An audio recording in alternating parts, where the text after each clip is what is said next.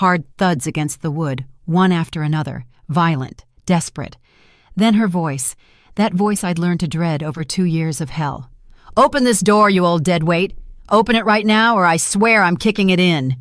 It was Tiffany Sterling, my daughter-in-law, pounding on the door of my own home like she was a criminal trying to break in. But the irony was so bitter, it almost made me laugh. She was the one who should be outside, both her and my son, because this house, this home I built with years of sacrifice, was never theirs. I was inside, sitting in the only armchair they still allowed me to use, listening as the new lock held firm against every blow. I had changed every single lock that morning, all of them. And I didn't ask permission. Why would I? It's my house. It always was. The screaming continued. "Miriam, I'm going to sue you. This is property seizure. I'm calling the police." Property seizure. In my own house. The words were so absurd that I felt something inside me, something that had been broken for too long, finally break free. There was no more fear, no more of that knot in my stomach that greeted me every morning. There was only clarity, cold, crystal clear clarity. About 30 minutes later, I heard another car. I knew that engine. It was Jamal's, my son's, the man I gave everything to, the boy I raised as my own even though he didn't share my blood. And when he stepped out of the vehicle, when I saw through the peephole that he was carrying a crowbar, I knew the moment had arrived. The moment all my planning, done in secret for months, was finally going to unfold. "Mom, open the door." His voice sounded controlled, but I knew that tone. It was the tone he used right before he'd explode, the one that preceded the insults, the veiled threats, the cold disdain that forced me to sleep in the utility room of my own home. "Open up now or I'll smash this door down." I walked closer, but I didn't open it. I spoke only through the solid wood. "I'm not opening it, Jamal. This is my house, and you two don't live here anymore." The silence lasted 3 seconds. Then came the explosion. "Your house! This house belongs to everyone. We've lived here for 2 years. You can't just kick us out like this." Tiffany joined the chorus. "You have to give us prior notice. This is illegal. I'm going to record you and post it online so everyone can see what kind of mother you are." Recordings. Funny she should mention that because I had recordings too. Plenty of them. And not just from this moment. I told them to leave, to speak to an attorney if they wanted, that I had already spoken to mine. That stopped them cold. I saw the doubt in Jamal's eyes through the peephole. Tiffany, however, only intensified her fury. "You don't have the money for a lawyer. You can barely afford groceries, Miriam. Stop lying." But I wasn't lying. 3 months ago, I hired Elias Vance, one of the best family eviction lawyers in the city. I paid him a $2,500 retainer up front. Money they thought I didn't have, money I had secretly saved for years in an account I opened when my husband passed. An account Jamal never knew about. A lifeline that was my salvation when I decided enough was enough. There was an exact moment, a breaking point. It was 3 months ago, a Tuesday afternoon. I was cleaning the kitchen after preparing dinner for them, roasted chicken with sweet potatoes, Jamal's favorite dish since he was a kid. Tiffany came in and dropped her dirty plate on the table. She didn't even take it to the sink. She just left it there with food stuck to it and glared at me. "Tomorrow, I want you to wash the drapes in the master bedroom. And while you're at it, since you don't do anything all day, you might as well iron all our clothes for the week." You don't do anything all day. Me, who woke up at 5 in the morning to have breakfast ready. Me, who cleaned every corner of a house that no longer felt like mine. Me, who slept in a 6-by-7-foot utility room while they occupied the master suite with the private bath and walk-in closet, the bedroom that had been mine for 30 years. "Tiffany," I said that afternoon, trying to stay calm, "I have a doctor's appointment tomorrow. I can wash the drapes the day after." She spun around, her gaze pure ice. "A doctor's appointment? And who's supposed to take you? We don't have time to chauffeur you around. If you want to go, take the city bus." The bus. I was 65 years old, had bad knees, and the clinic was a 40-minute drive away. But it didn't matter. Nothing I needed ever mattered. Jamal walked in then. I explained the situation, hoping, perhaps with a naivete that now embarrasses me, that he would intervene, that he would remember all the times I drove him to the doctor when he was small, all the sleepless nights when he had a fever, all the sacrifices. But he just sighed. "Mom, Tiffany's right. We can't keep waiting on you hand and foot. You're a grown woman. You need to learn to do things on your own." Learn to do things on your own. As if I hadn't spent the last 40 years doing everything alone. As if I hadn't raised a child by myself after his biological father abandoned us. As if I hadn't worked 2 jobs to provide him with an education, clothes, food, and a future. I didn't sleep that night. I stayed staring at the cracked ceiling of the utility room, listening to their laughter from the living room. They were watching a movie, eating popcorn, living their lives while I existed on the margins. And something in me either broke or perhaps was finally fixed, because for the first time in 2 years, I saw everything with absolute clarity. This wasn't life. This was survival. And I hadn't survived so much in my life just to end up being a ghost in my own home. The next day, I went to see Elias Vance. I told him everything. I showed him the deed to the house, a deed that was solely in my name. Jamal was never on the papers. I bought the house in 1992 with inheritance money from my mother, years before I adopted Jamal, years before I even met Tiffany. Elias reviewed everything carefully. "Mrs. Dubois, you have every legal right to recover your property. They are occupants without a lease. I can initiate the unlawful detainer process immediately." I asked him how long it would take. Between 2 and 4 months, depending on whether they put up a legal fight. But with the proof you have, the clear ownership documentation, and since they don't pay rent, the case is heavily in your favor. Proof. That's when I showed him my other secret. For 6 months, I had recorded everything. Every insult, every humiliation, every time Tiffany called me a freeloader or an old deadweight, every time Jamal ignored me when I asked for help. I had over 50 audio clips on my phone. Elias listened in silence. When he finished, I saw something in his eyes, a mix of indignation and sadness. "Ma'am, this is systemic emotional abuse. This not only gives you the right to recover your house, but it could also warrant a lawsuit for damages." I didn't want to sue. I just wanted peace. I just wanted to sleep in my own bedroom again, to walk through my house without feeling like every step was an intrusion, to be me again. So we planned everything, the lock change, the legal notice, the next steps. And today, I finally did it.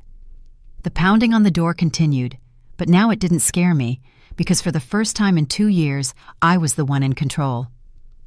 Jamal started hitting the door with the crowbar. The sound of metal on wood was deafening. Each impact made the frame tremble, but the lock held. I had paid extra for reinforced security deadbolts. The locksmith had given me a strange look when I requested the strongest ones he had. "Having break-in problems in the neighborhood, ma'am?" I wish I could have told him the truth, that the robbery had already happened, that they had stolen my dignity, my peace, my home. But I just smiled and said yes, it was just a precaution. Outside, Tiffany was shouting to the neighbors peeking out. "My crazy mother-in-law has lost it. She locked us out. We're her family and she's throwing us out like dogs." Family. That word they loved to use when they needed something from me, but which disappeared whenever I needed something from them. I remembered last Christmas. Tiffany had invited her mother Brenda to spend the holidays with them. Well, with them, because I wasn't invited to dinner. "Mom, the table only seats 6 people, and we're tight with Tiffany's family already. You understand, right? Besides, you prefer to eat early anyway." They sent me to eat dinner at 5 in the afternoon, alone in the kitchen, while they toasted in the dining room with wine that I had paid for.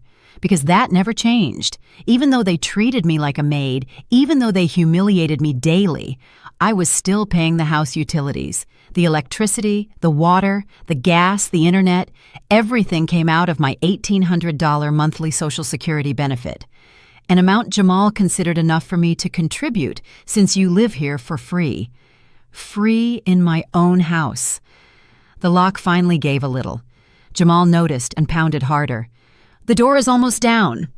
I had already called the police 10 minutes earlier. I explained the situation calmly. My son is trying to enter my property by force. I have the documents that prove the house is mine. He has no legal right to be here. The operator said they were sending a patrol car immediately.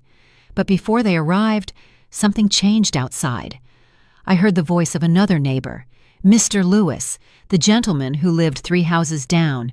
"Young man, Jamal, what are you doing? You can't break down your mother's door." Tiffany spat back. "Mind your business, old man. This is a family matter." Mr. Lewis had been kind to me over the last 2 years. Sometimes he'd wave when I took out the trash early in the morning before Tiffany woke up and assigned me more chores. Once, he gave me oranges from his tree to make juice. "Mrs. Dubois, you look tired lately." Tired.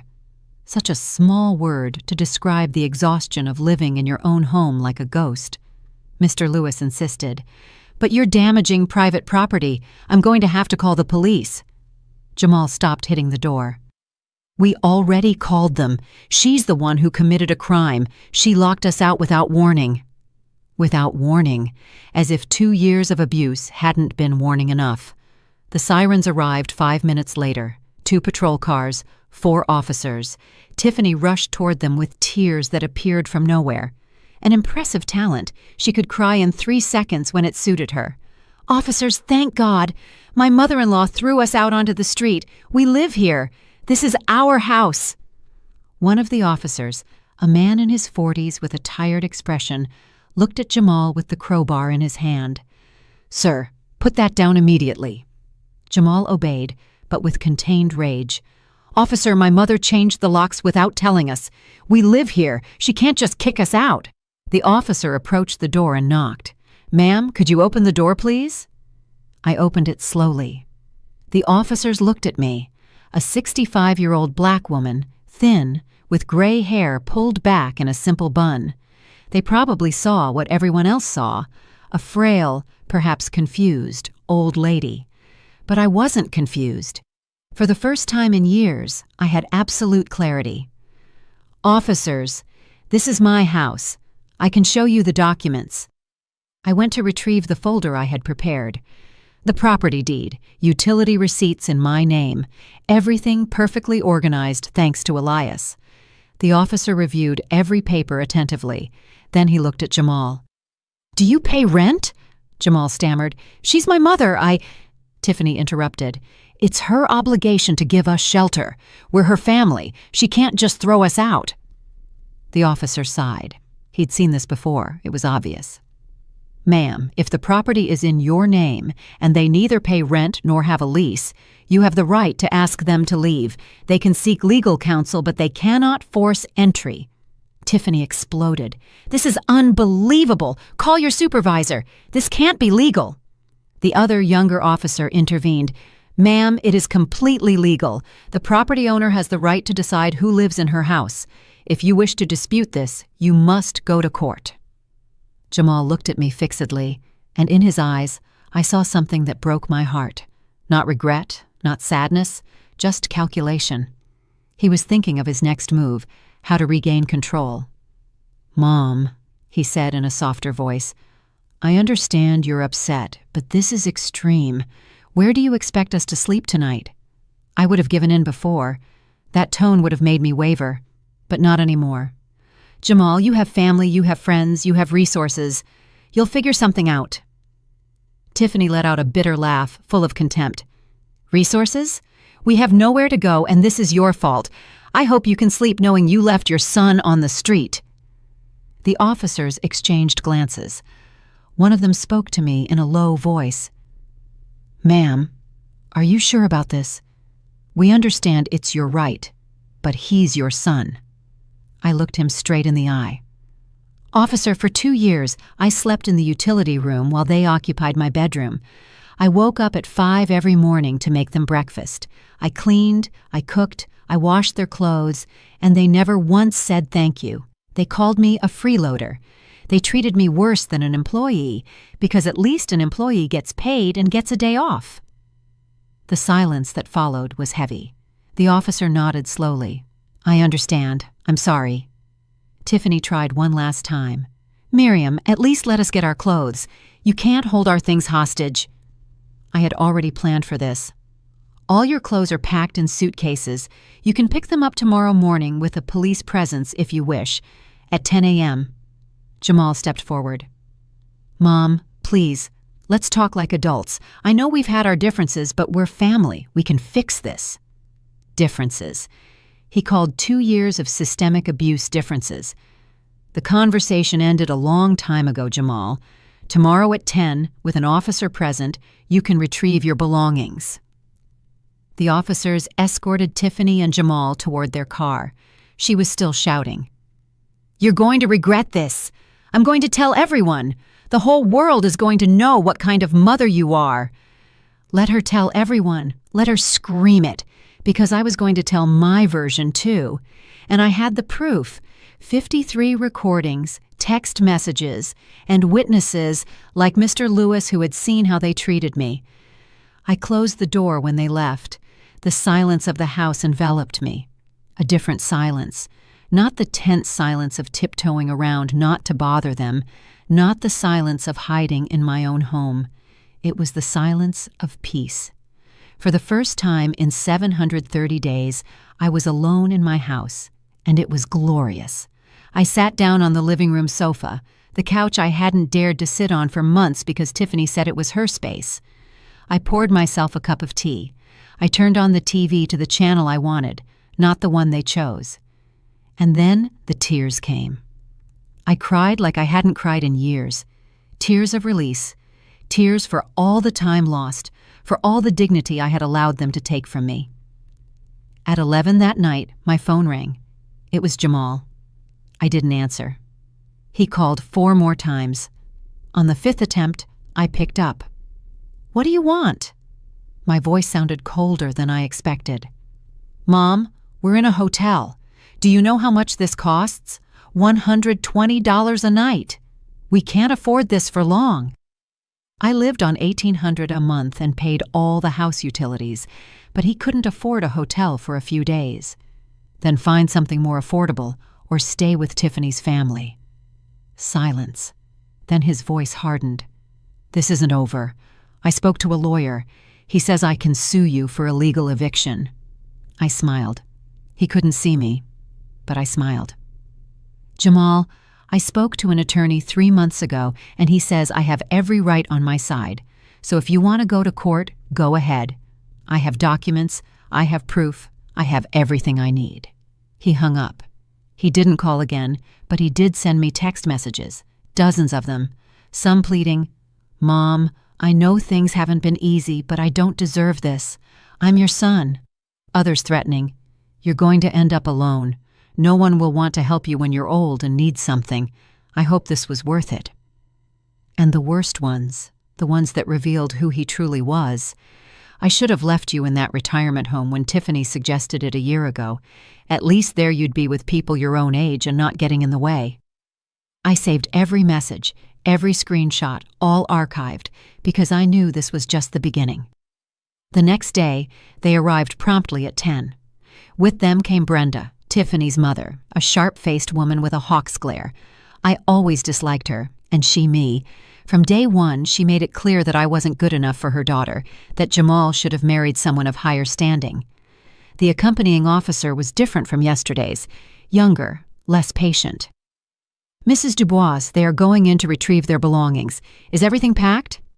I nodded. 3 large suitcases in the master bedroom. I opened the door.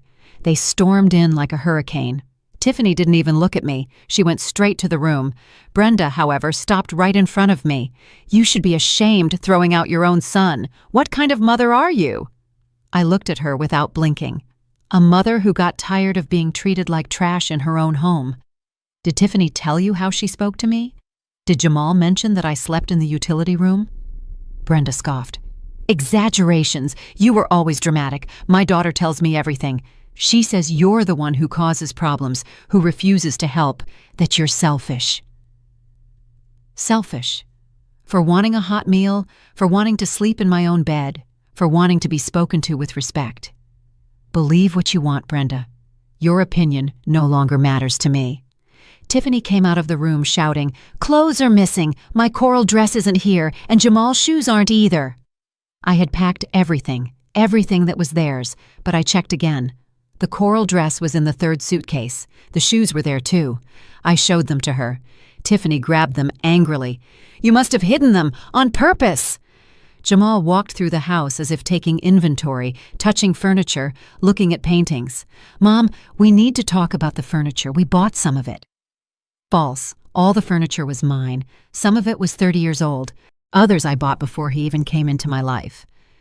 "You can take anything you have a receipt for in your name." Tiffany laughed. "Receipts?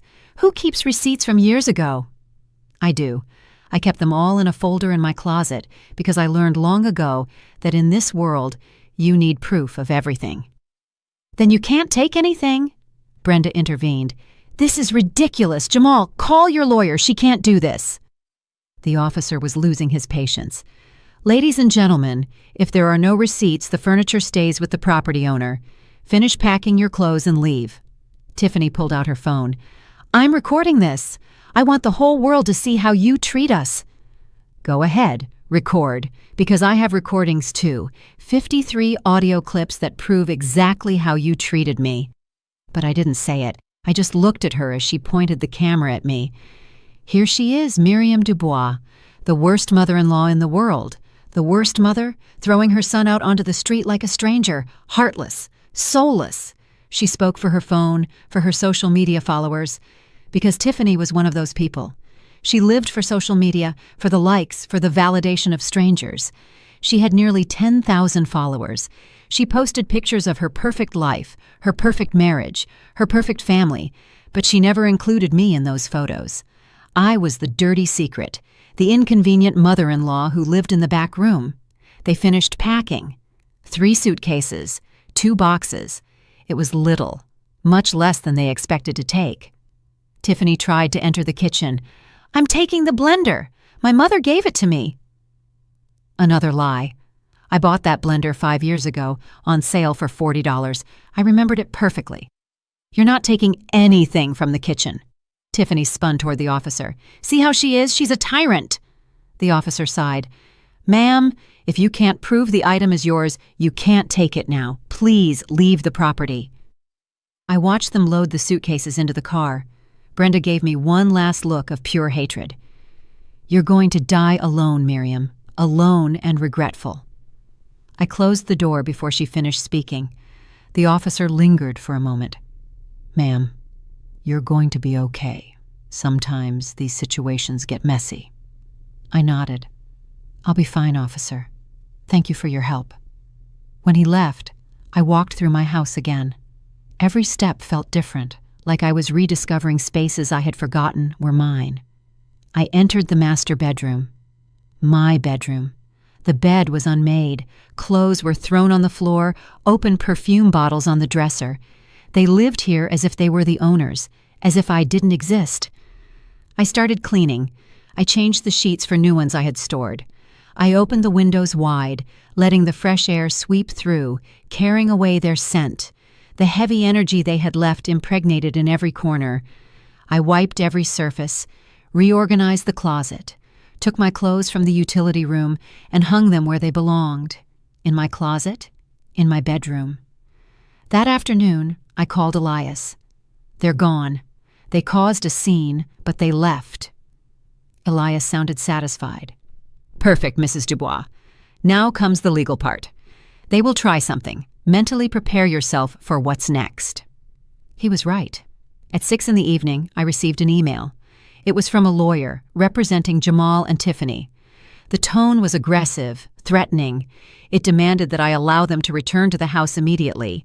It threatened a lawsuit for unjustified and abusive eviction and family abandonment. It spoke of emotional damages, cruelty, and rights they supposedly had. I forwarded the email to Elias without even replying. He responded in 10 minutes. "Don't worry about anything. This is just legal theater. Cheap intimidation. They have absolutely no case. I will respond directly. You do nothing. I felt relieved. Having Elias on my side was like having a shield. That evening, I made dinner just for myself, something I liked. Homemade tomato sauce pasta, simple, delicious. I ate in the dining room, at the big table, not the small kitchen table where they had relegated me. I put on music, songs I hadn't listened to in 2 years because Tiffany thought they were noisy and old-fashioned. I poured wine, just 1 glass, to celebrate, to toast myself for finding the courage I thought I had lost. When night fell, I took a long bath in the tub with bath salts and candles, things I had stored away and never used because Tiffany monopolized the bathroom, and I barely had 5 minutes to shower quickly in the mornings. I lay down in my bed. The sheets smelled clean, new, like freedom, and even though my mind was still alert, even though a part of me expected to hear pounding on the door, I managed to rest, truly rest, for the first time in years. The next day, everything changed. I opened my phone and had 147 notifications, messages from unknown numbers, comments on social media accounts I didn't even know I had. Tiffany had posted a video. I found it on her profile. She was crying, makeup artfully smeared. Jamal was beside her wearing the perfect victim's face. My mother-in-law threw us out onto the street without warning, without any reason. We lived with her. We helped her with everything. We took care of her. And this is how she repays us. She threw us out like animals. My husband is her son, her only son, and this is how she treats him. The video already had 5,000 views.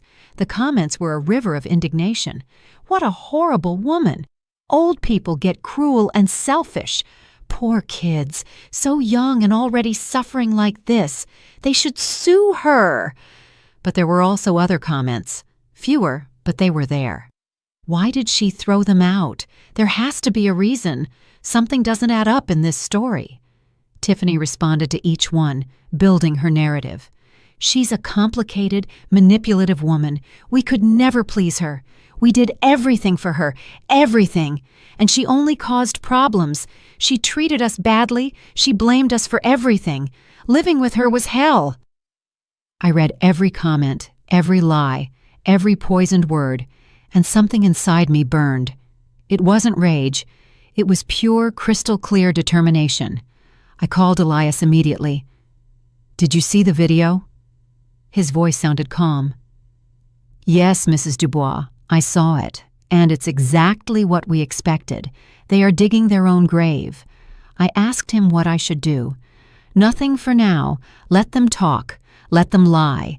Every word they say is evidence in our favor. In the meantime, prepare your own evidence. Organize the recordings. I'll handle the rest." I spent the whole day organizing my arsenal. 53 audio recordings. I ordered them chronologically. The first one was from 6 months ago. Tiffany's voice was crystal clear. "Miriam, clean the bathroom again. You left hair in the sink, and that's disgusting. I don't know why you even bother to get up if you can't do anything, right?" The second, a week later. Jamal talking to Tiffany as if I weren't present. "My mother is unbearable lately. I think we should look for a retirement home for her. She's useless now." The third, the fourth, the fifth, each one worse than the last. Insults, humiliations, veiled threats. And number 27, that was the worst of all. It was my birthday. I turned 65. I got up early, as always. I made breakfast. I hoped that maybe, just maybe, Jamal would remember, that he would wish me a happy birthday, that Tiffany would at least be courteous that day.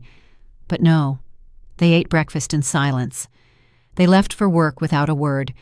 I went back to my room and cried. At 2 p.m, my phone rang. It was my cousin, Angela Rivers, the only family I had left. "Cousin, happy birthday. How are you celebrating?" I lied. I told her I was fine, that Jamal had planned something special. I didn't want her to know the truth. I didn't want her pity. But that evening, when Tiffany arrived, I heard everything. She was talking on the phone with Brenda. I had left my cell phone recording in the kitchen, just out of habit, and it captured every word.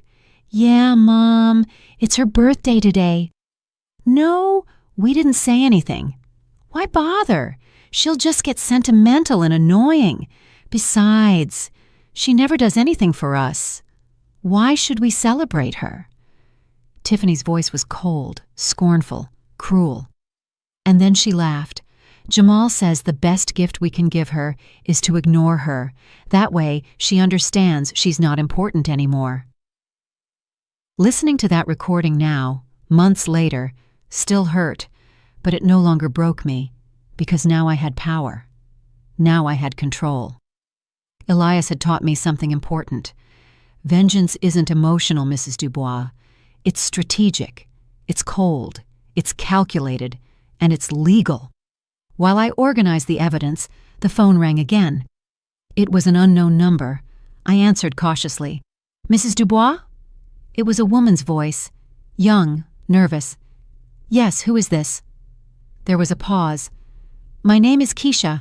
I work with Tiffany. I saw her video, and I need to talk to you. My heart sped up. About what? Keisha sighed. About Tiffany. About the lies she's telling.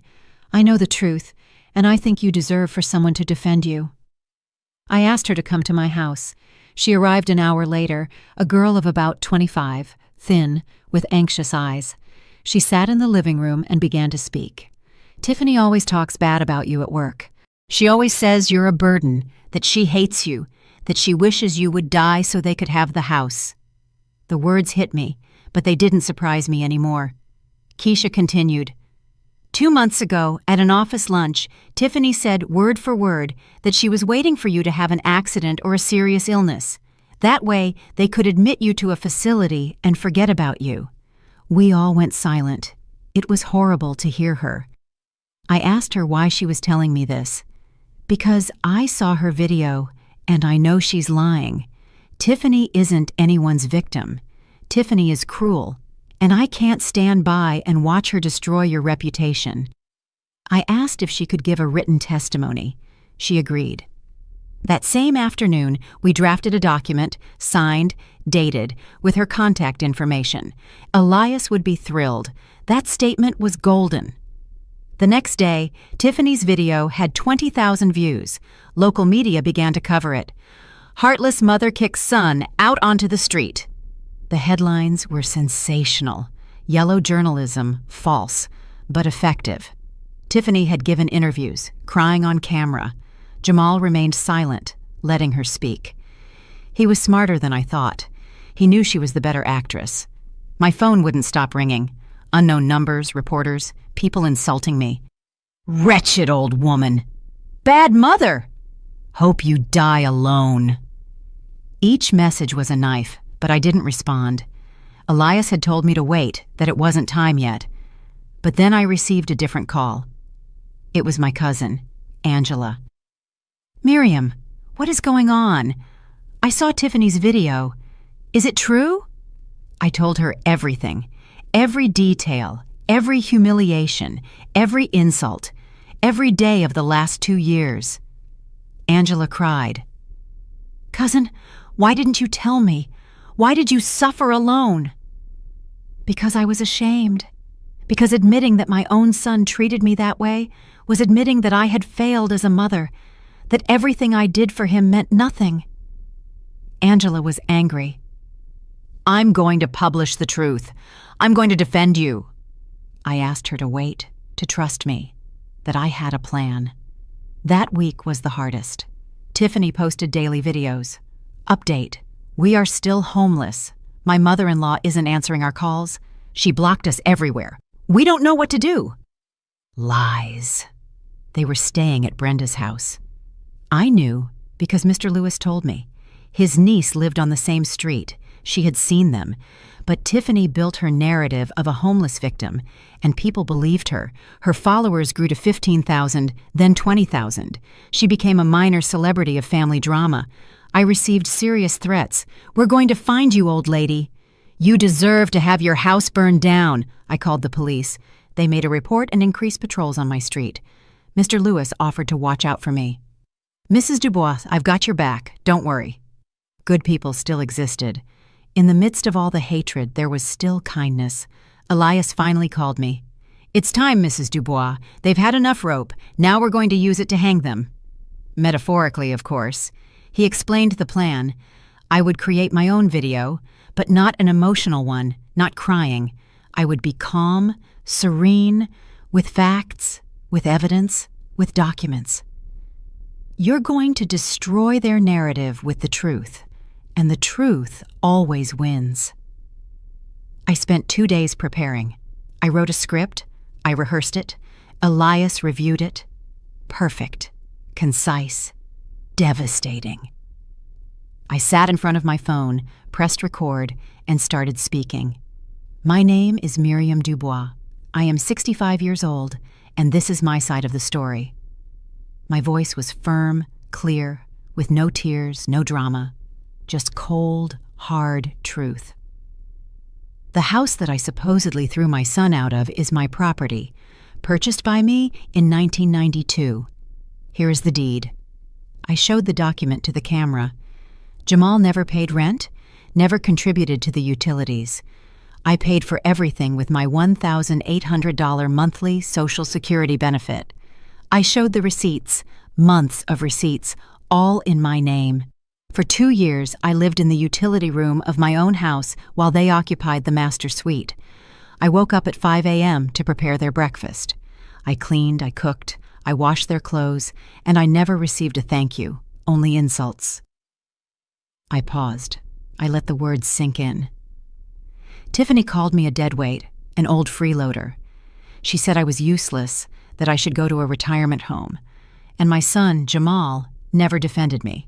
Never. On the contrary, he participated in the humiliations. I showed my phone to the camera. I have 53 audio recordings. They document every insult, every threat, every moment of emotional abuse. And now, I'm going to play a few for you so you can hear the truth. I played the first recording. Tiffany's voice was unmistakable. "Miriam, you're a burden. I don't know why Jamal doesn't send you to a facility already. At least there you'd be with old folks like you." The audio lasted 20 seconds. Enough. I played the second. Jamal's voice this time. "Mom, you're exaggerating as always. No one treats you badly. The problem is you're too sensitive. You're too old for this drama." I played 5 more recordings, each one more devastating than the last. Then I showed the text messages, the screenshots where Jamal threatened me, where Tiffany insulted me. Everything dated, everything real, everything verifiable. This is the truth Tiffany doesn't want you to know. She is not the victim. I was, for 2 years. And when I finally found the courage to reclaim my home, my dignity, my life, they decided to destroy my reputation. My voice remained steady. I didn't cry. I didn't beg. I just presented the facts. If you want to call me a bad mother for throwing out my son, go ahead. But know that this son treated me worse than a stranger, and I got tired. I got tired of being invisible in my own house. I got tired of being a ghost in my own life. I ended the video by showing one final document. This is the police report from the day I changed the locks. The officers confirmed the house is mine. I have every legal right to decide who lives here. Tiffany and Jamal can lie all they want, but the facts don't lie. I uploaded the video at 8 p.m. In 30 minutes, it had 1,000 views. In an hour, 10,000. In 2 hours, 50,000. The comments began to change. "Oh God, this changes everything. Tiffany is a liar. Poor lady, what she had to endure. The recordings are enough proof." But there were still Tiffany's defenders. "The recordings could be fake. This is manipulation from a bitter old woman. I don't believe her." It didn't matter, because the tide was turning, and I knew it. In 3 hours, the video had 100,000 views. The media that had covered Tiffany's version now wanted my side. My phone exploded with calls from reporters. "Mrs. Dubois, can you give us an interview?" I declined them all. Elias had advised me to let the video speak for itself. Don't give interviews yet. Let the information sink in. Let people process the truth. I didn't rest that night. I read every comment. I watched as the narrative crumbled. I watched as people began to question Tiffany, to demand answers. Tiffany responded quickly. She posted a video at 6 in the morning. She was furious. She was no longer crying. She was shouting. "Those recordings are fake. Miriam invented them. This is defamation. I'm going to sue her for slander." But her mistake was yelling, losing her composure, showing her true face. The comments on her video were brutal. "Now you showed your real face. You don't look like a victim anymore. You look guilty. The recordings are you. We can tell by your voice." Tiffany started deleting comments, blocking people, but it was too late. The damage was done. Her credibility was collapsing in real time. Jamal posted his own video, calmer than Tiffany, more calculating. "My mother is sick. I think she has mental health issues. The recordings are taken out of context. Yes, we had arguments. All families argue. But we never treated her badly. She exaggerates everything. She always has." Mental health issue. That was their new strategy. To discredit me by age, by mental health, to paint me as senile, confused, manipulative. But I was prepared for that too. Elias had anticipated that move. "They're going to attack your credibility. They're going to say you're senile. We have to get ahead of it." So I posted a second video. This one was different, shorter, more direct. "Jamal says I have mental health issues, that I'm confused. Here is the report from my latest medical evaluation, done 2 months ago. Perfect mental health, intact cognitive abilities." I showed the medical document with the doctor's stamp, the date, everything. He also says the recordings are out of context. Here are the full unedited recordings, 53 audio clips. You can listen to them all. I uploaded them to a public folder, accessible to anyone. Total transparency. People started listening to them one by one, and each audio was worse than the last. There was no context that could justify those words. There was no possible excuse. Tiffany and Jamal were completely exposed. Their followers began to abandon them. From 20,000, they dropped to 15,000, then to 10,000. People don't forgive lies. They don't forgive manipulation, but they didn't give up. Tiffany did a live stream. "I'm going to answer all your questions. I'm going to clarify everything because Miriam is lying and destroying our lives." The stream began. 2,000 people connected. I was watching too. The questions came fast. "Why does your voice in the recordings sound exactly like you?" Tiffany stammered. "It can be edited. There are programs for that. Liar." And people knew it. "Is it true you lived in her house for free?" Tiffany turned red. "It wasn't free. We helped with things, with groceries, with expenses." Another lie. I had the receipts proving I paid for everything. Someone asked the obvious question. "Why don't you show proof that you helped financially?" Tiffany started to get angry. "We don't have to prove anything to anyone. You don't know what we lived through." But people wanted proof, receipts, transfers, something. And Tiffany had nothing because they never paid anything. The stream became chaotic. The comments were cruel. "Liar! Abuser! Manipulator!" Tiffany started to cry, but they were no longer convincing tears. They were tears of rage, of frustration, of someone who knew they had lost. Jamal entered the stream, trying to calm the waters. "People don't understand. My mother was always complicated. Since I was a child, I could never please her. I did everything for her, and it was never enough." But someone asked a question that destroyed them. "If your mother was so bad, why did you live with her for 2 years? Why didn't you leave sooner?" Silence. Jamal had no answer because the answer was obvious. They stayed because it was convenient, because they lived for free, because I was useful as a maid. Tiffany abruptly ended the stream, but the damage was done. That broadcast was their social death sentence. Clips of the stream went viral. Tiffany and Jamal exposed live. The abusive daughter-in-law's lie crumbles. The media now wanted my side of the story more than ever. I accepted one interview, just one, with the most reputable local channel. The journalist Marco came to my house, professional, respectful. Mrs. Dubois, thank you for having me. I know this has been difficult. The interview lasted 40 minutes. I told him everything calmly, with details, with evidence. Marco reviewed every document, listened to the recordings, and at the end, he told me something I will never forget. Mrs. Dubois, in 20 years of journalism, I've covered many stories, but this one is different. You're not seeking revenge, you're seeking justice, and that's admirable. The interview aired 2 days later during prime time. Millions of people saw it, and the impact was immediate. Social media exploded in my favor. Justice for Miriam. Tiffany and Jamal need to apologize. This lady deserves respect. But the most important thing wasn't the comments of support. It was what happened with Tiffany's job. She worked for a cosmetics company, a company that valued its public image, that sold products focused on family and values. Having an employee exposed as an emotional abuser was not good publicity. 3 days after my interview, Tiffany was fired. They didn't announce it publicly, but she did. In a rage-filled video.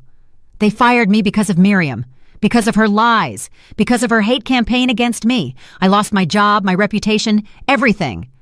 The comments were not kind. You lost your job because of your own actions, consequences for your lies. No one wants to hire an abuser. Jamal also faced consequences. He worked at a small but decent technology company. His colleagues saw the videos, the recordings, and started looking at him differently. No one wanted to work with someone capable of treating his own mother that way. His boss called him into a meeting and suggested he take some personal time to resolve his issues. It was a disguised firing. Jamal blamed me, of course. He sent me a long message full of hatred. You destroyed my life. You destroyed my marriage, my career, everything because of your selfishness. I hope you're happy. I read the message and felt nothing. It no longer hurt. It no longer affected me because I finally understood something fundamental. I didn't destroy anything.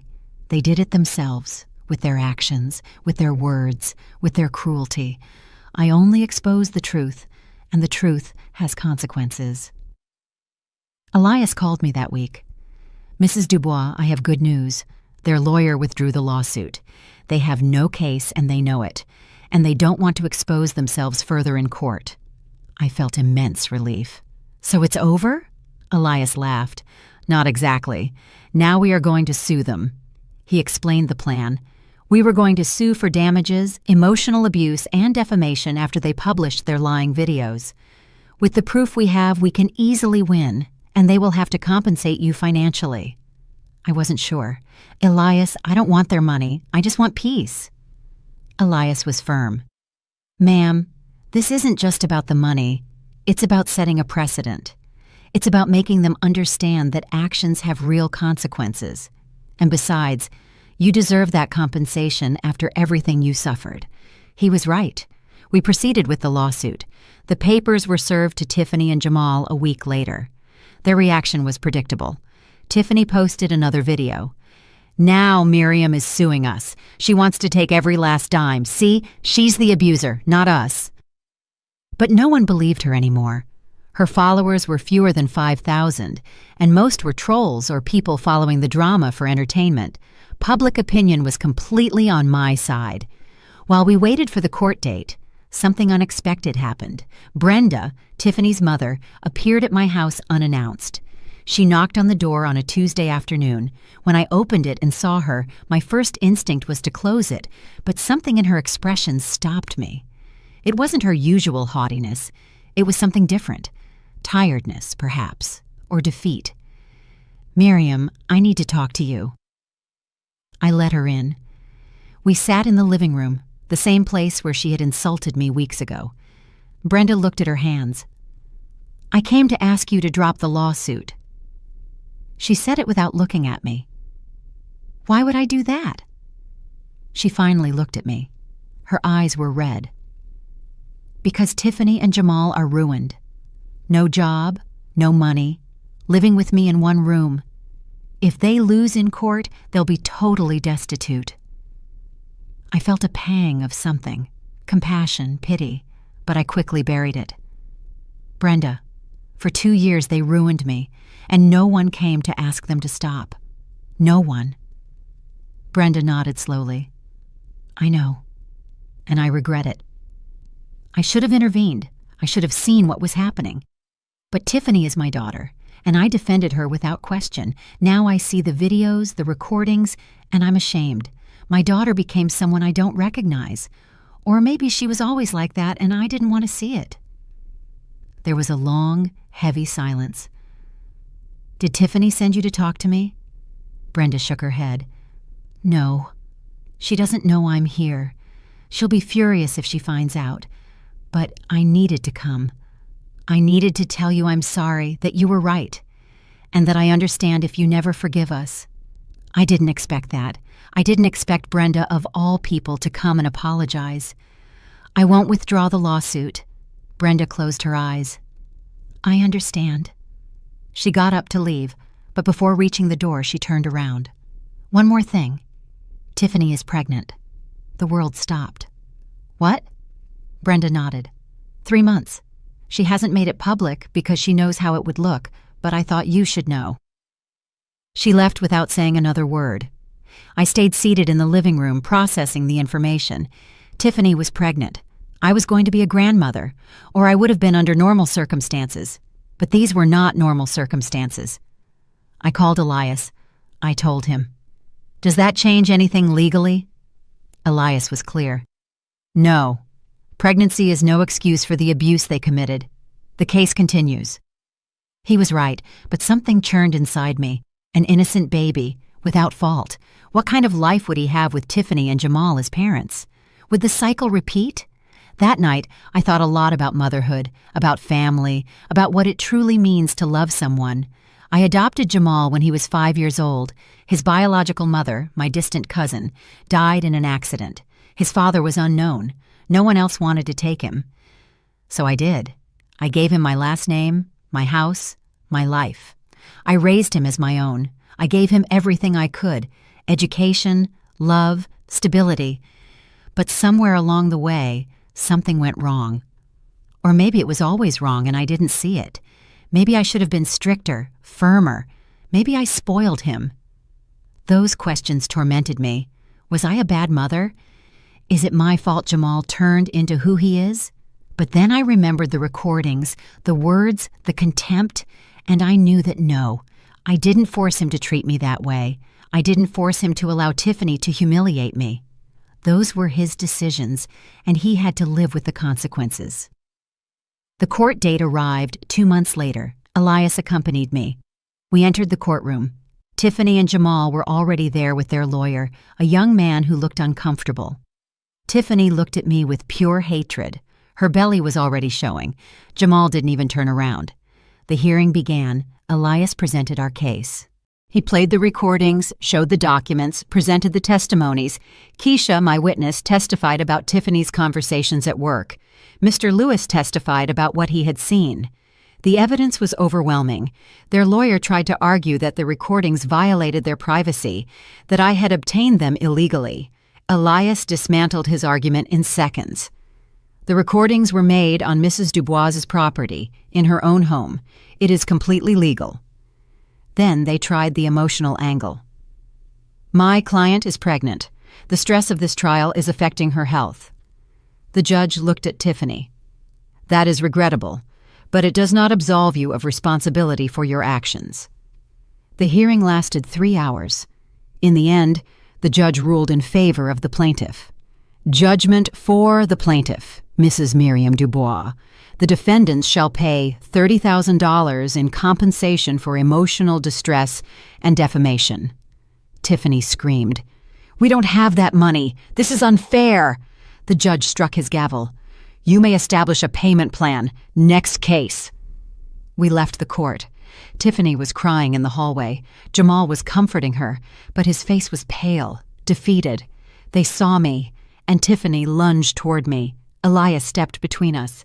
Ma'am, maintain your distance or we will call security. Tiffany shrieked. You ruined everything. Everything. I hope this makes you happy. I hope you can sleep knowing you destroyed your own family. I looked directly at her, without fear, without guilt. I didn't destroy anything, Tiffany. You did that yourselves. I only defended myself. Jamal finally spoke. His voice was broken. Mom, please, withdraw this. We're family. We can fix it. Family. That word again. Jamal, you stopped being my family the day you sent me to sleep in the utility room, the day you allowed Tiffany to humiliate me, the day you told me I was useless. His eyes filled with tears, but they no longer moved me. I'm sorry, I'm so sorry. I made mistakes, but we can start over. I shook my head. No, we can't, because this wasn't a mistake. It was 2 years of conscious decisions, of deliberate cruelty, and now you have to live with the consequences. We left. I left them there in that hallway, facing the reality they themselves created. The following weeks were strange. The house was silent, but it was a peaceful silence. There was no longer tension. There was no longer fear. I started living again. I went for morning walks. I visited Angela.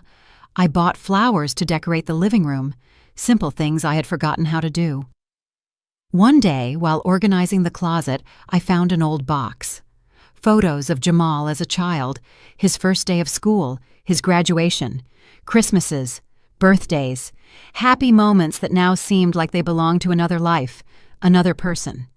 I cried looking at those photos, not for him, but for myself, for the mother I was, for the years I gave, for the love I offered that was never enough. But I also felt something else, relief, because I was finally free of expectations, free of guilt, free of continuing to give to someone who only knew how to take. I closed the box. I put it in the back of the closet. I didn't throw it away, but I didn't need to see it either. It was part of my past, and I was building a different future. Elias called me a month after the trial. Mrs. Dubois, they started paying $500 a month. It will take them 5 years to complete the amount, but at least they are complying. $500. It was ironic. That amount was less than what I paid monthly when they lived with me. But it wasn't about the money. It never was. It was about the principle, about justice, about proving to them that they couldn't destroy someone without consequences. I decided to do something with that money, something meaningful. I opened a special savings account. Every payment I received from them went straight into it. And when the amount was complete, I would donate it to a shelter for older women who were victims of family abuse. Because I discovered I wasn't alone. There were thousands of women like me, invisible, mistreated in their own homes, silenced by shame. If my story could help even one person, it was worth it. The months passed. My life found a new rhythm. I met other women in the park during my morning walks. We formed a group. We met on Wednesdays. We had coffee, talked, laughed. They were women my age, some widows, some divorced, all with stories, all survivors. One of them, a woman named Angela, like my cousin, became a close friend. She told me her story. Her son had also mistreated her. He left her in a retirement home and never visited again. But I got out of there, she told me proudly. I sold the jewelry I had left. I rented a small apartment, and now I live alone, peacefully, happily. Stories like that reminded me that I did the right thing, that peace is worth more than any romantic idea of family. 6 months after the trial, I received an unexpected message. It was from Jamal, brief, concise. Mom, Tiffany gave birth. It's a boy. His name is Marquise. I thought you should know. A boy, my grandson, whom I would never meet. I felt a small but real pang. What would the baby be like? Would he have Jamal's eyes, his smile?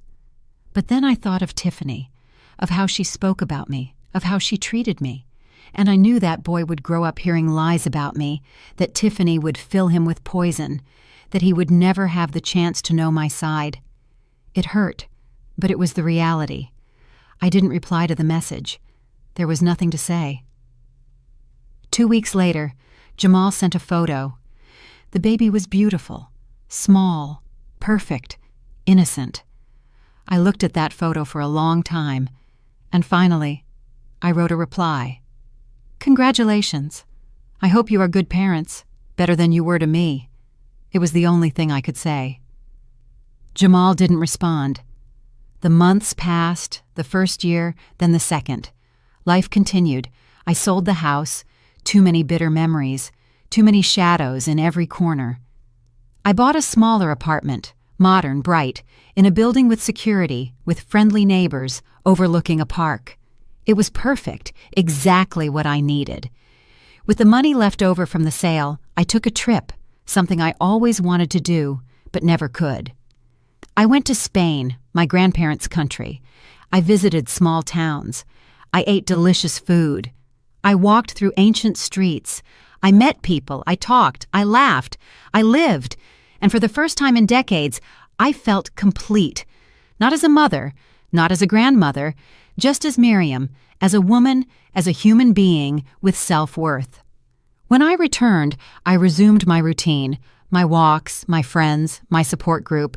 I started giving talks at community centers to groups of older adults. I told my story without drama, just facts. And I always ended with the same message. Don't let anyone take your dignity.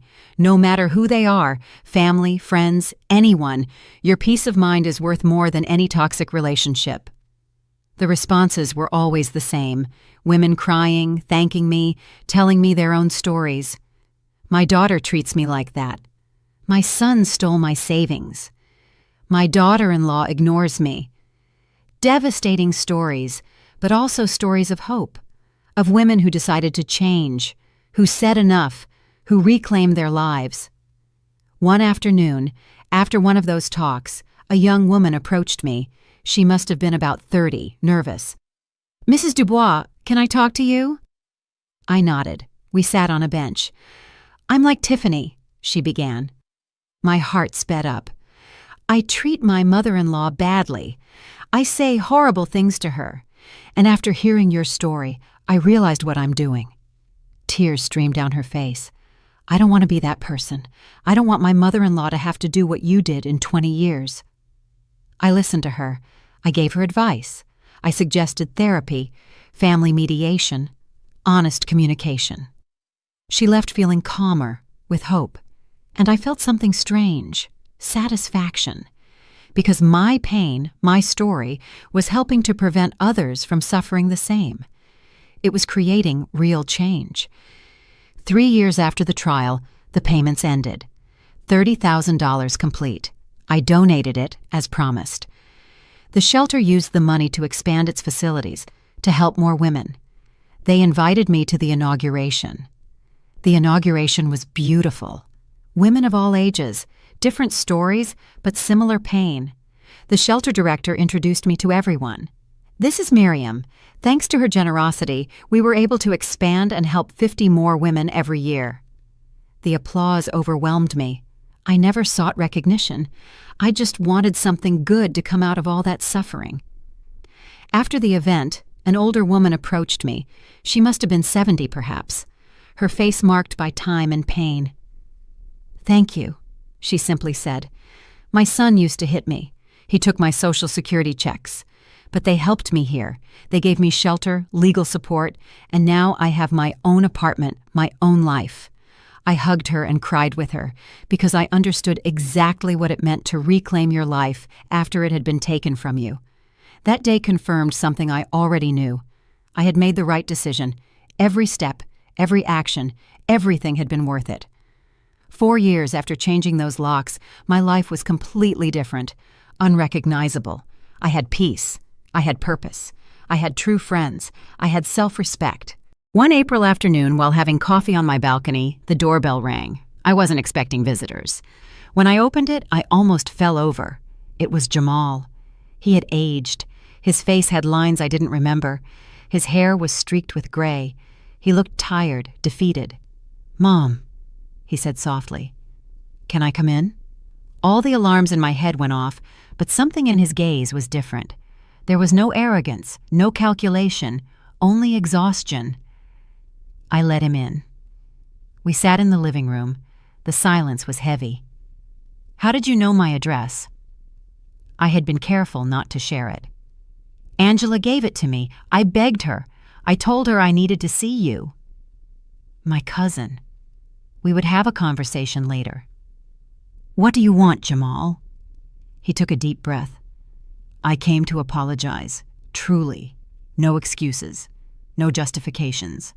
What I did to you was unforgivable. I waited. I had heard apologies from him before, always empty, always manipulative. Tiffany and I separated 6 months ago.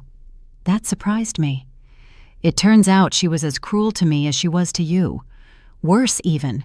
And when I couldn't give her the life she wanted anymore, she left me. She took Marquis. His voice broke when he mentioned his son. She won't let me see him. She says I'm a bad father, that I don't deserve to be in his life. The irony was almost comical. Almost. And she's right, he continued, because she learned from me. She learned that it's okay to discard people when they are no longer useful to you, just like I did to you.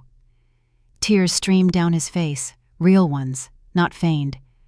I lost my job, my wife, my son, my house, everything. And the worst part is, I deserved it. All of it. I remained silent. Part of me wanted to comfort him, the maternal instinct that never completely dies.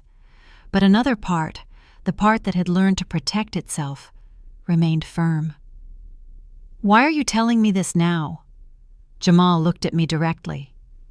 Because I spent 4 years blaming you, telling myself everything was your fault, that you were cruel, unfair. But when Tiffany did exactly what I did to you, I finally understood.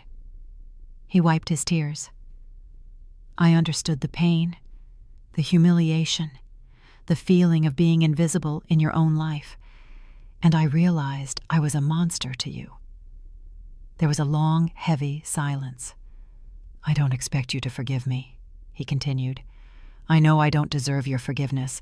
I just needed you to know that I understand now, that I regret it, and that if I could go back in time, I would do everything differently. His words sounded sincere, but words are easy. Actions are what count. Jamal, I appreciate that you came, that you said this, but it doesn't change anything. His face fell. I know, and I accept that. I just wanted you to know. He stood up to leave, but at the door, he stopped. One more thing. Marquis asks about you sometimes. Tiffany tells him you're dead, but he found photos and asks who you are. My heart tightened. Someday, when he's older, I want to tell him the truth. I want him to know he had a grandmother who would have loved him and that he lost her because of his parents. I didn't know what to say. Jamal left. I closed the door and stayed there, processing everything. Was his repentance real, or was it another manipulation? After everything I'd lived through, I no longer trusted my instincts with him. I called Elias. I told him about the visit. What do you think, Elias? Elias was direct. I think he suffered and learned, but that doesn't mean you should let him back into your life again. Regret doesn't erase the damage. He was right.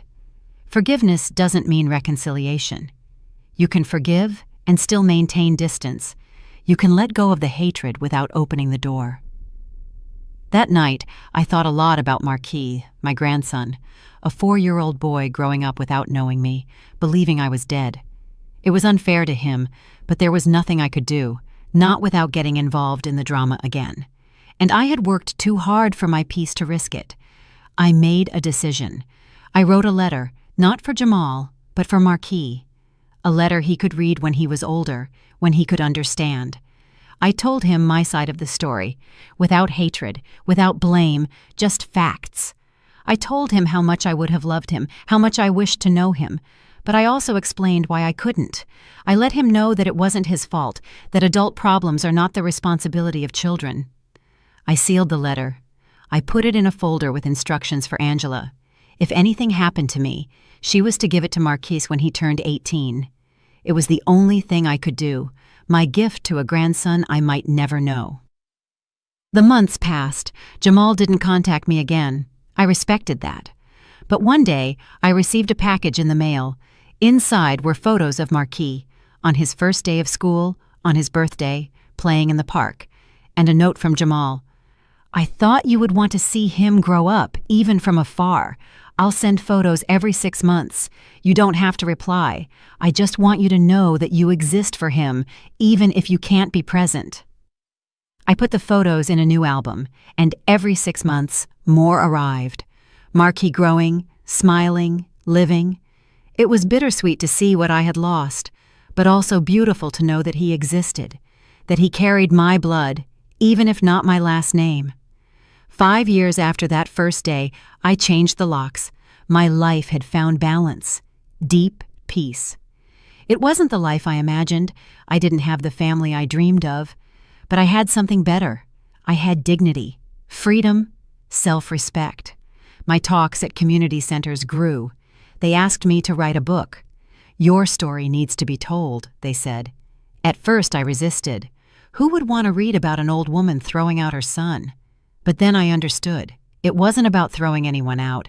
It was about reclaiming yourself, about finding courage when you thought you had none left, about choosing your peace over the approval of others. I wrote the book. It took a year. Elias helped with the legal aspects. Angela helped with the editing. It was published in a small format. I didn't expect much, but something strange happened. It went viral. Not on the level of an international bestseller, but within the community of older adults, it was a phenomenon. Women wrote to me, men too. "Thank you for telling this. You gave me the courage to leave my situation. You saved my life." Messages like that, hundreds, thousands. And I understood that my pain had served a greater purpose than myself. It had created a small but powerful movement of older people who refused to be invisible, who reclaimed their dignity, who said enough. I did interviews. I appeared on programs, always with the same message. Family is no excuse for abuse. Love doesn't mean tolerating everything, and it's never too late to start over. Today, I am 70 years old. 5 years have passed since I changed those locks. 5 years since I reclaimed my life. My apartment is my sanctuary, small but cozy, full of plants, light, and peace. My mornings are mine. I have breakfast calmly. I read. I listen to music. I go for walks when I want. I see my friends when I want. I live on my own terms, no longer according to the demands of others. The book had a second edition, then a third. The royalties gave me the financial stability I never had. I was able to travel more.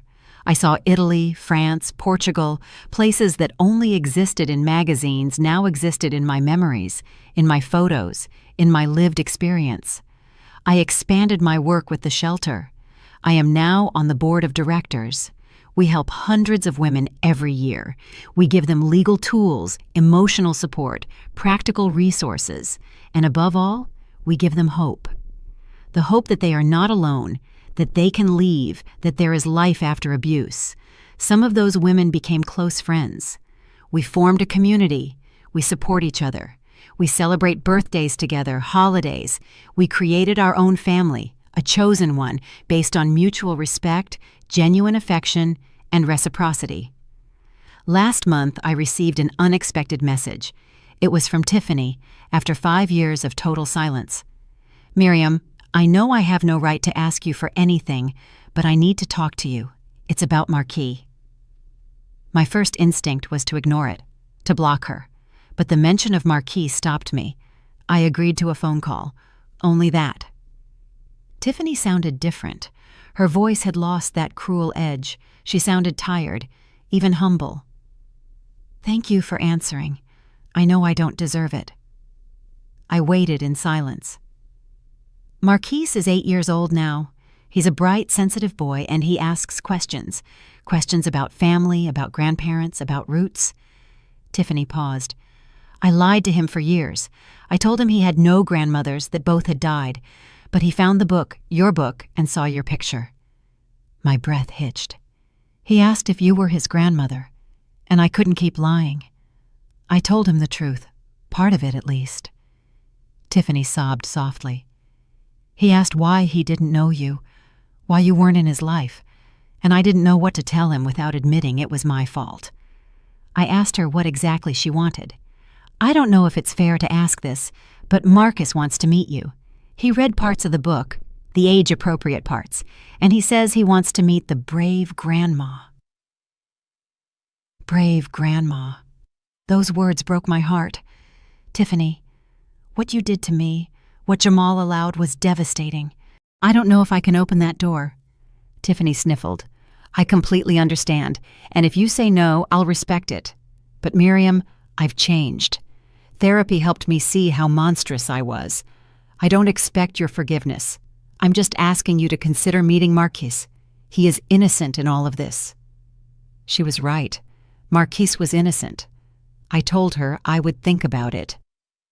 We hung up. For days I did nothing but think.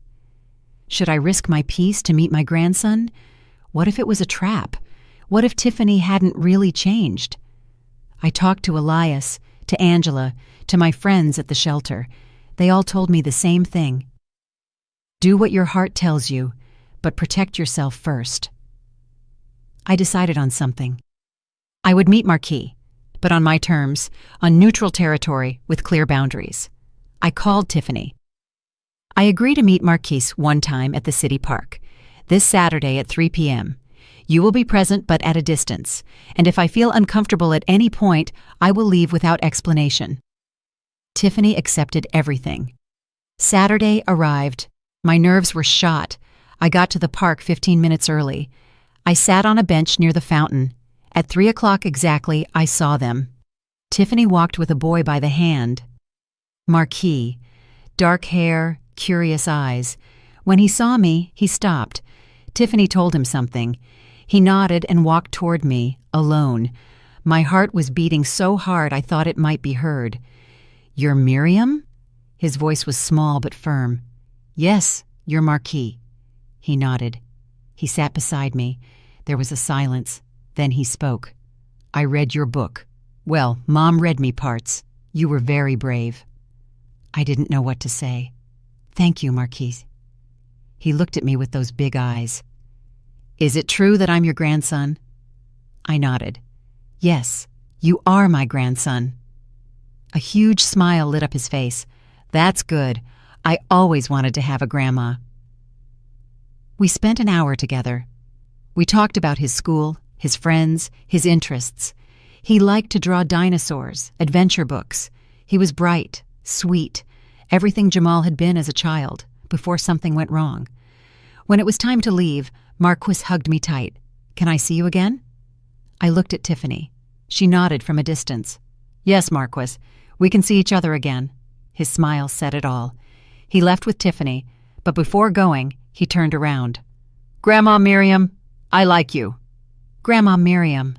I cried on that bench for 20 minutes, tears of joy, of pain, of healing. Now I see Marcus once a month, always in neutral places, parks, museums, coffee shops. Tiffany keeps her distance, respects the boundaries, and slowly, very slowly, I am getting to know my grandson. I have no relationship with Tiffany. I probably never will. The damage was too deep.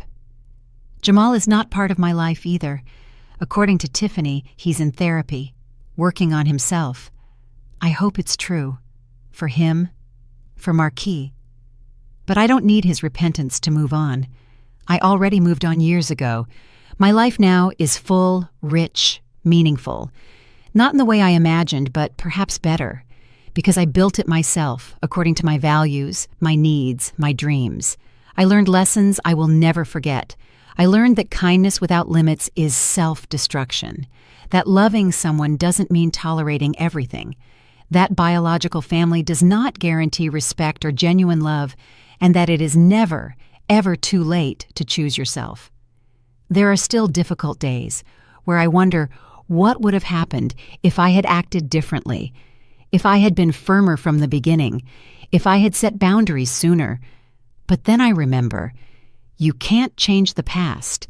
You can only learn from it and use those lessons to build a better future. My story went public. Thousands know it. Some admire me. Others criticize me. A mother should never throw out her son. I read them, I processed them, and I let them go. Because they didn't live my life. They didn't sleep in that utility room. They didn't listen to those daily insults. They didn't feel that constant humiliation. Only I lived that, and only I had the right to decide when enough was enough.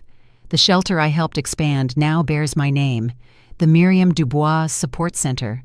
It honors me, but it also commits me to continue being a voice for those who have none, to keep fighting for those who are still trapped. Last week, I gave another talk. A woman of 60 approached me afterward. "My daughter treats me exactly the way Tiffany treated you, but I'm afraid of being alone." I took her hands. "The loneliness you fear is less painful than the company that is destroying you. And besides, when you choose yourself, you are never truly alone." She cried in my arms and promised she would take action. Stories like that remind me why it was worth it. Because every tear, every moment of pain, every day of uncertainty was absolutely worth it.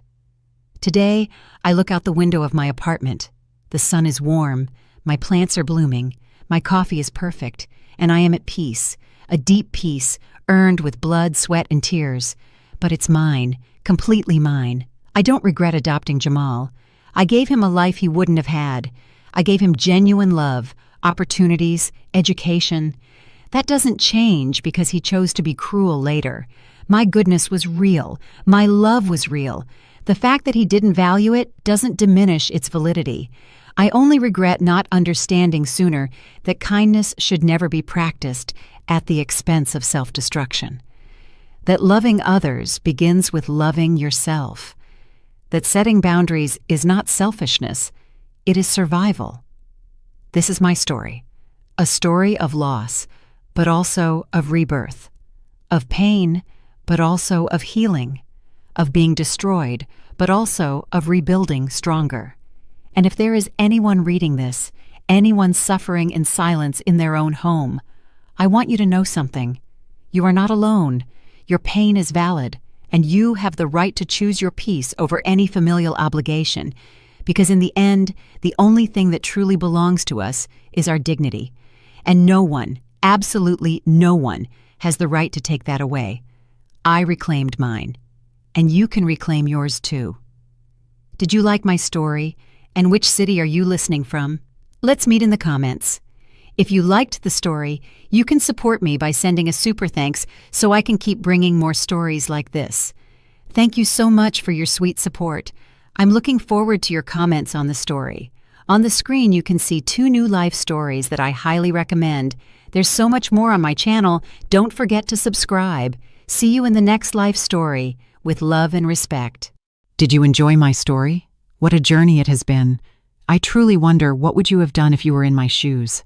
Would you have chosen silence to keep the peace, or would you have done what I did to reclaim your dignity? Let's meet in the comments below. I'm so curious to hear your thoughts. I'm reading every single one. Which city are you listening from tonight? If my story resonated with you, you can support me and help me bring more stories like this to the world by sending a super thanks. Your sweet support means the world to me and allows me to continue this journey with all of you. On the screen now, you can see 2 new life stories that I highly recommend you watch next. There are so many more on my channel, each with its own lessons and triumphs. Don't forget to subscribe and click the notification bell so you never miss a new chapter. Thank you for being here with me. Until the next story, with love and respect.